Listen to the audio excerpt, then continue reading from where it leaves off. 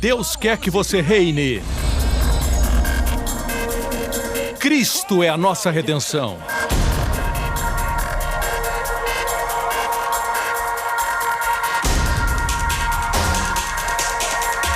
Deus é justo e faz o pecador justo.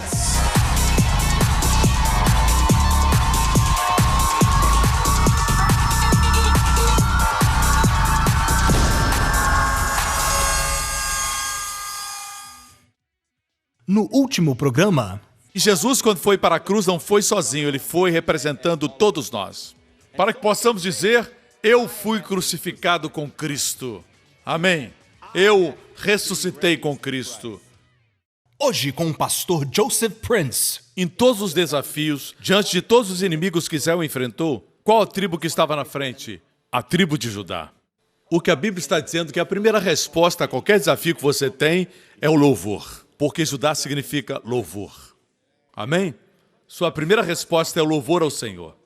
Outro dia eu estava dizendo à minha esposa que tenho percebido que Justin repete tudo que falamos, inclusive quando cantamos. E eu disse para ela, eu acho que devemos usar mais essa linda frase, glória a Deus, aleluia, ainda mais, com os nossos filhos. Porque somos modelo deles. Por alguma razão, muitos não gostam mais de dizer glória a Deus, aleluia, ou louvado seja o Senhor. Eu não estou interessado em falar a linguagem da Babilônia. Não existe palavra melhor do que aleluia. Quanto mais aleluia, melhor. Eu gosto do que diz meu amigo Don. Para falarmos aleluia 7 vezes, ele conta a história de uma menina que foi curada de leucemia, falando aleluia 7 vezes. Isso não é algo mágico. Só para que você saiba. O que estou falando que é bom para o homem louvar ao Senhor. Quando Deus diz que é bom para o seu corpo, para o seu sangue, para a sua próstata, para todo o seu corpo. Amém? Se Deus diz que é bom louvar ao Senhor, é bom. Não é verdade, irmão? Amém. Aleluia. Ele fala, ele finalmente falou. Amém. Que bom. Está tudo bem aí? Veja isso. Nomes nos ombros, nomes no coração. Nomes nos ombros significa que somos todos iguais. Quando nascemos, de novo, nascemos todos em posição igual diante de Deus. Mas no seu coração, Ele não nos vê como uma multidão, todos iguais. Ele nos vê iguais, sim, mas com diversidade. E na diversidade estão diferentes belezas. Com o seu coração, em seu amor, é assim que Ele nos vê. Ele nos vê lindos, coloridos. Ele vê você e cada um de nós individualmente. Ele não vê assim, esse aqui é o rubi, esse aqui é o jaspe, esse aqui é o diamante, esse aqui é o topázio, esse aqui é uma pedra. Esse aqui é granito. Não, ele vê em nós belezas diversas, mas belezas. Aqui vemos a unidade com a diversidade. Aqui nós vemos a igualdade. E ambos os ombros do sacerdote e o peitoral falam de força. Os ombros falam de força e o peitoral sempre é usado para o coração. Assim Arão levará os nomes dos filhos de Israel no peitoral do juízo sobre o seu coração.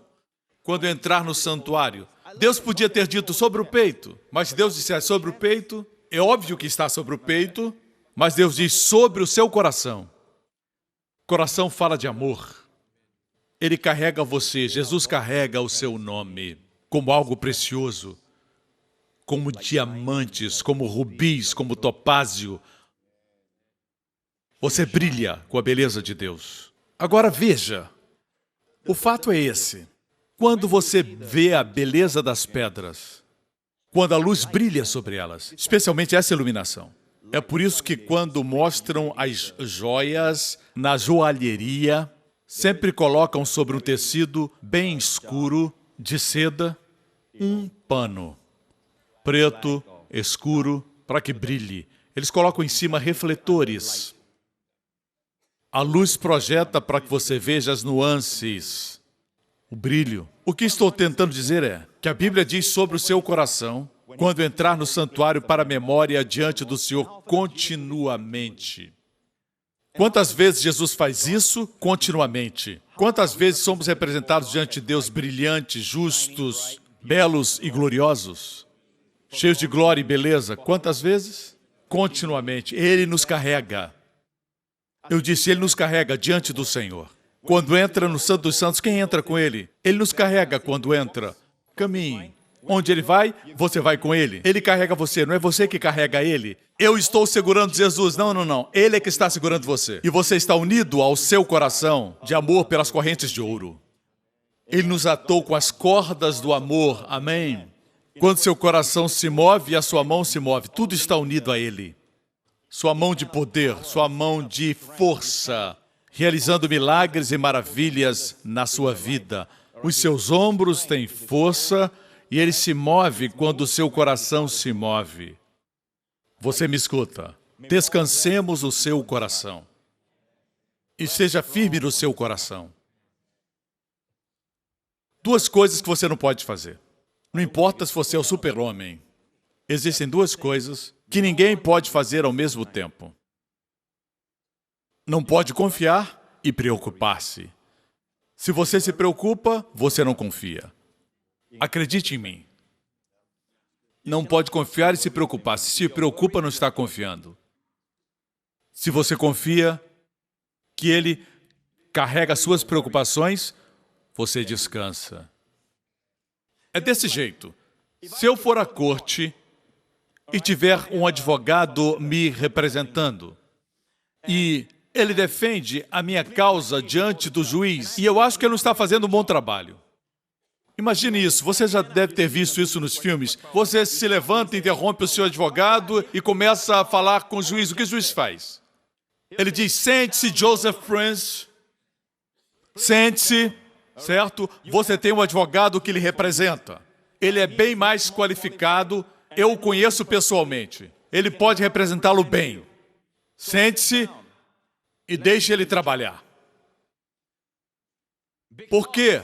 Você tem alguém que representa melhor do que todos os sacerdotes de Israel hoje, em seu favor, diante de Deus. Por favor, se sente.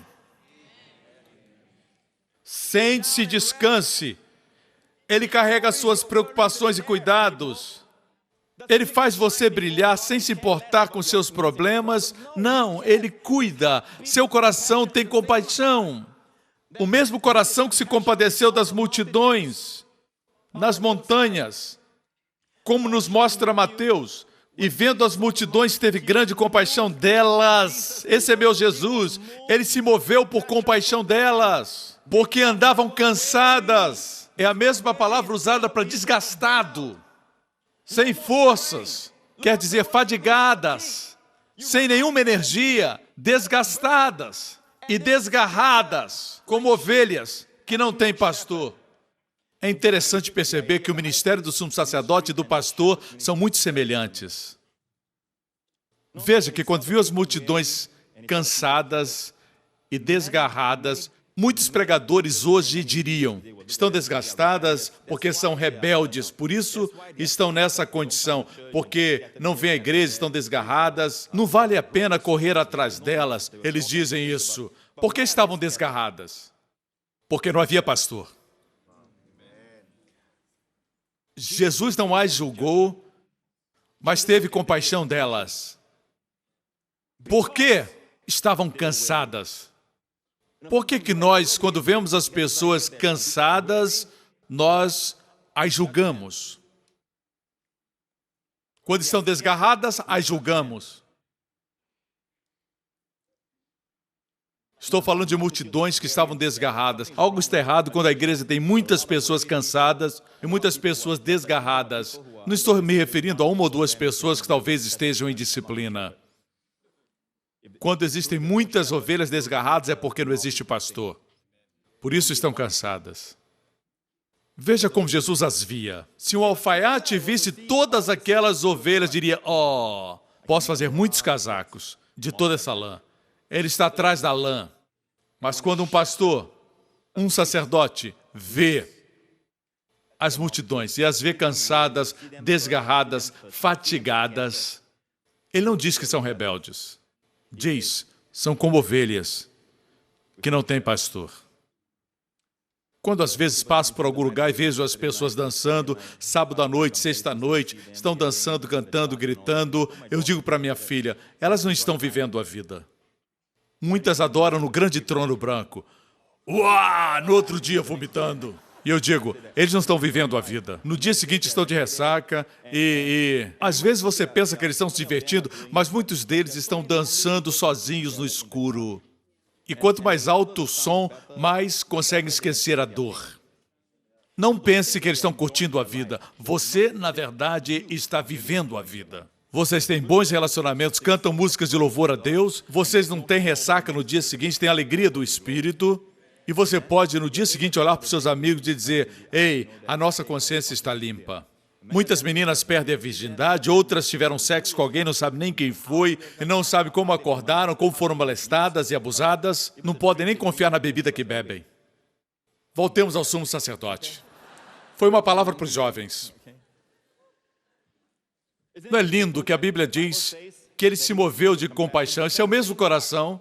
E se você está dentro desse coração, precisa conhecê-lo. Ele não carrega você em outro lugar, ele o carrega dentro do seu coração. Seja como João, escute o bater do coração de Jesus e seja consciente do amor de Deus. Alguns dizem, pastor, o senhor prega tanto a respeito do amor de Deus, é porque meus ouvidos estão colados no seu coração. E eu escuto o bater do seu coração. Se você prega o juízo, não sei onde está o seu ouvido. Quando escuto o coração de Jesus, ele me vê glorioso. Meu nome está no seu coração. Em compaixão, em amor. Ele me representa diante de Deus, com muito amor. Imagine que Jesus, sendo santo, se aproxima de Deus. Eu não quero representar a Deus. Ele é digno de louvor. Olhe para aquele lado. Ok? Olhe para lá. Imagine que ele se aproxima de Deus, carregando todos nós. O que acontece? A Bíblia diz que Deus é luz. Duas definições de Deus. Deus é luz e Deus é amor. Encontramos isso em 1 João. Deus é luz. A luz brilha. O que acontece com as pedras? As pedras não absorvem a luz. Elas respondem, elas refletem. Na verdade, a luz destaca a beleza e as perfeições da pedra. Vocês me escutam, irmãos? Aleluia! Em João 8 temos a história da mulher flagrada em adultério. Jesus diz para ela, vá e não peques mais. O que Jesus disse antes? Ele disse, eu também não te condeno. Vai e não peque mais. Muitos dizem isso para as pessoas sem entender que isso aconteceu depois de ela ouvir Jesus dizer para ela, eu também não te condeno. Você precisa pregar isso. Depois as pessoas podem ir e não pecar mais. João 8:11. E ela disse, ninguém, Senhor, e disse-lhe, nem eu também te condeno, vai, não peques mais. E falou-lhe depois Jesus outra vez, dizendo, eu sou a luz do mundo, quem me segue não andará em trevas, mas terá a luz da vida. Já ocorreu a você que esses dois versículos estão unidos? Depois de dizer para ela que não havia condenação, ele diz para ela, eu sou a luz do mundo, quem me segue não andará em trevas, mas terá a luz da vida. Você já pensou que essa luz não é uma luz para nos expor, mas uma luz que expõe quão lindo, quão perfeito, quão belo, quão perdoado e cheio de belezas você é. Amigos que me assistem, é assim que Deus os vê hoje. Na verdade, quando você se afasta de Deus, sua beleza não é vista. Quanto mais se aproxima da luz de Deus, mais você a reflete. Vocês me escutam? Outro fato. A Bíblia diz, em Êxodo 28:9, e tomarás 2 pedras de ônix e gravarás nelas os nomes dos filhos de Israel. Diga, gravarás. No peitoral também estavam gravadas, serão esculpidas com os selos. Gravados, os nomes não eram escritos, podendo ser apagados. Eles eram esculpidos, gravados, para que ninguém apagasse. Queridos, tudo tem um significado. Deus não ocupou espaço na Bíblia para que ela ficasse grossa. O salmista diz, num dos salmos, que no seu templo todos dizem glória. E se nós analisarmos bem o contexto, veremos que se refere ao tabernáculo e ao sumo sacerdote. Todos no seu templo dizem glória. Todos no tabernáculo dizem glória. Até o que está esculpido nos dá segurança. O seu nome não está escrito com uma caneta. O seu nome está esculpido para que ninguém o apague. Aleluia! My name is graven on his hand. My name is written on his heart.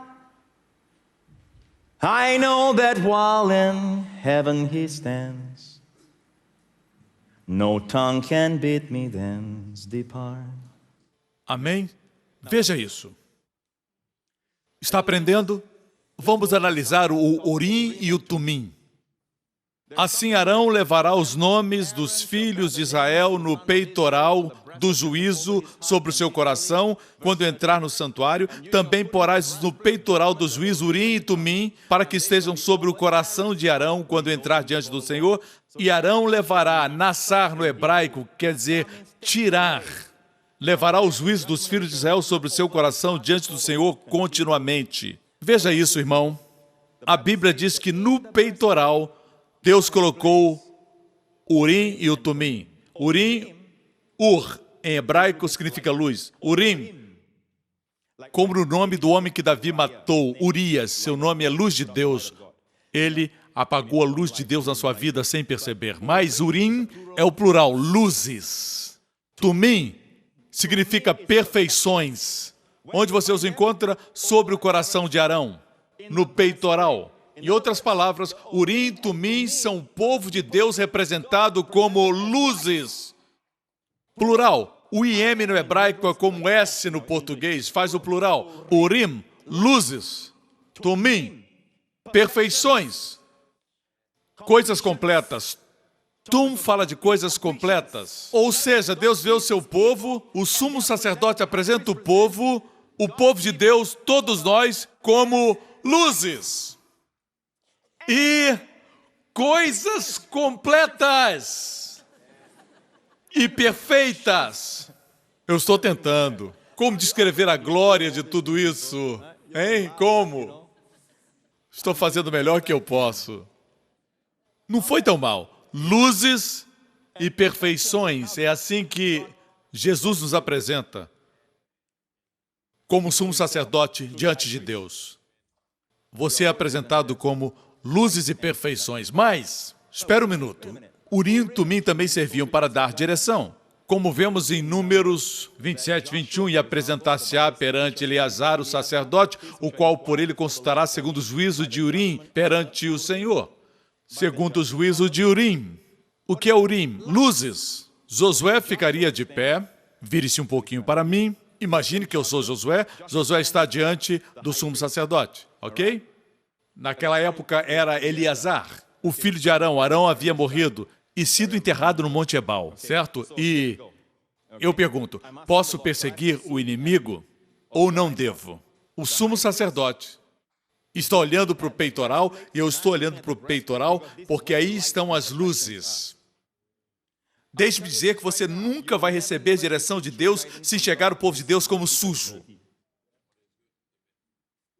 Se você olhar para o povo de Deus maculado pelo pecado e sujo, como se essas pedras estivessem sujas, como poderá receber as luzes? Só vai ver luzes quando receber luzes das luzes. Só vai ter direção perfeita quando vier das perfeições. Eu não estou dizendo que porque as pessoas agiram corretamente, elas receberam as luzes. Não. Nunca, jamais esqueça isso. É de suma importância que você escute. Tudo isso não é pelo que nós fizemos por nós mesmos, mas pelo que Ele fez por nós. Está fundamentado na obra completa. E em função dessa obra, Ele pode nos apresentar assim. Me acompanham? Então, Como funciona? Veja bem, isso não se baseia somente na revelação do pastor Prince. Muitos anos atrás eu recebi esta compreensão, que os nomes que estão todos aqui escritos em hebraico, por exemplo, Yehudá, aqui está Ruben, e assim sucessivamente, o fato é que as letras estavam posicionadas como num teclado. Eu vi as letras se destacando. Anos depois eu fui a Israel e estava observando alguns livros hebraicos, manuseando alguns livros. E Darren estava lá e ele veio até mim e disse: pastor, olha aqui. E mostrou um livro infantil de ensinamentos rabínicos. Esses livros normalmente têm muito conteúdo sobre a lei. E ele disse: olha aqui o que diz a respeito de... E era um livro de crianças. Era um livro infantil e tinha muitas figuras. E ele mostrou o sumo sacerdote e quando eu vi as pedras, elas brilhavam. As letras brilhavam. Se o seu nome é João, J-O-A-O. Como Josué soube que foi Acã que roubou a capa babilônica? Israel entrou em guerra e eles perderam e perguntaram por que perderam, porque havia pecado no acampamento. Sabemos que Acã roubou algo que não podia roubar, não podia pegar porque estava dedicado a Deus e ele pegou a capa babilônica que pertencia a Deus. A Bíblia diz que eles lançaram sortes. Isso não é jogo, isso era simplesmente olhar para o peitoral do sumo sacerdote. E o seguinte aconteceu. Veja, uma das pedras escureceu. Era a tribo que Acã pertencia. As outras tribos se afastaram e a tribo de Acã ficou. Então o sumo sacerdote perguntou ao Senhor outra vez: dentre essa tribo, qual a família? A família foi destacada. Dentre essa família, qual foi a pessoa? Acã. E Josué perguntou: o que você fez? E ele confessou que havia pecado. Ele foi apedrejado e aquele vale recebeu o nome de Acor, em função desse acontecimento. Acor quer dizer desgraça. Acor. O vale de Acor. Mas onde tinha maldição, Deus reverteu. Em Osés diz a Bíblia: transformarei o vale da desgraça em uma porta de esperança. No seu vale de desgraça, busque a porta da esperança. Amém? As portas estão abrindo, irmãos. Vejamos então, Davi, e eu vou concluir com isso, irmãos. Davi passou por um momento quando fugiu de Saul, que era rei. Com seus valentes, ele fugiu de Saul. Ele poderia ter matado Saul, mas ele não quis. Ele respeitou a unção, ele vivia num lugar chamado Ziklag. Os inimigos amalequitas vieram quando Davi estava numa excursão com seus soldados e eles tomaram todas as mulheres, as crianças, queimaram a cidade. Quando os homens voltaram, ficaram tão desanimados, tão chateados e até pensaram pela primeira vez em apedrejar Davi. Amém? E Davi se encorajou no Senhor seu Deus e no próximo versículo, veja o que diz. E disse ao sacerdote Abiatar, naquela época o sacerdote era Abiatar, que era filho de Aimeleque. Ele disse: traga aqui o manto sacerdotal. Veja que Abiatar não era sumo sacerdote, era somente um sacerdote. Mas ele tinha o éfode. Você lembra? Se você retirar as ombreiras e o peitoral, este é o éfode. Essa é a parte mais cara da vestimenta do sumo sacerdote. Davi não tinha um sumo sacerdote, mas ele tinha o éfode. Ele disse: traga o éfode. O éfode consiste das ombreiras e do peitoral. Isso é o éfode. Abiatar trouxe a Davi e Davi, segurando o éfode, perguntou ao Senhor: devo ir atrás desses invasores? Conseguirei pegá-los? Você deve entender que Davi era um guerreiro. Por que perguntar a Deus se tinham levado as mulheres e as crianças? Você subiria no seu cavalo e diria: eu vou atrás de você, eu vou lhe pegar. Mas Davi era homem de Deus. Ele queria a confirmação de Deus. Por isso ele perguntou ao Senhor. Ele teve tempo para perguntar. Ele tomou tempo para perguntar ao Senhor. Não se apresse, para que não se arrependa de suas decisões anos depois. Tome tempo. Sua vida é preciosa. Você é precioso. Davi tomou tempo para perguntar ao Senhor: devo ir atrás desses invasores? Conseguirei pegá-los? Deus respondeu: vá atrás deles. Você os pegará e libertará os prisioneiros. Recupera tudo. E foi isso que ele fez. E trouxe mais, os despojos da guerra. Mas veja isso. Ele estava segurando o éfode, segurando o peitoral e dizendo: Deus, fala comigo. Devo ir atrás. Mas a resposta não foi somente sim ou não, mas foram palavras: vá atrás, você os pegará e libertará os prisioneiros. A palavra hebraica para perseguir é hadaf. Hadaf. Se lê em hebraico da esquerda para a direita, temos reish, dalet, pei, radaf. Assim, vou apresentar uma demonstração. Preparamos isso e espero que você entenda com mais clareza como a direção de Urim era dada. Isso está verificado pelos ensinamentos rabínicos. Eles confirmam que era feito assim. Veja esse vídeo. Reis do nome Ruben. A letra Reis aparece. Da palavra Yehuda vem a letra Dalet. Então temos Pei, do nome Efraim. Efraim. Assim temos as 3 letras Reis, Dalet, Pei. Assim Davi viu, persegue. Você me acompanha? Pastor, como eu queria isso?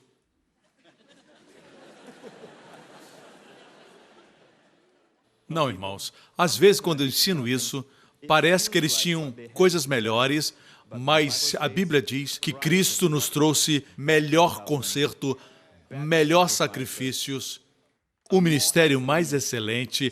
Mesmo com respeito à nossa direção, irmãos, a nossa é melhor.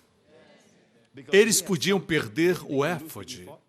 E a propósito, o éfode pode não funcionar porque no caso do rei Saul, ele perguntou algo a Deus, mas ele estava em pecado, e Deus não lhe respondeu nem por sonhos, nem pelo Urim. A Bíblia diz: nós temos dentro de nós o Espírito Santo. Onde encontramos o Urim e o Tumim? No peitoral. No próximo programa, nós conhecemos a altura, a largura e o comprimento do amor de Cristo. Você não foi feito para ficar só. Foi feito para estar na igreja, entre o povo de Deus.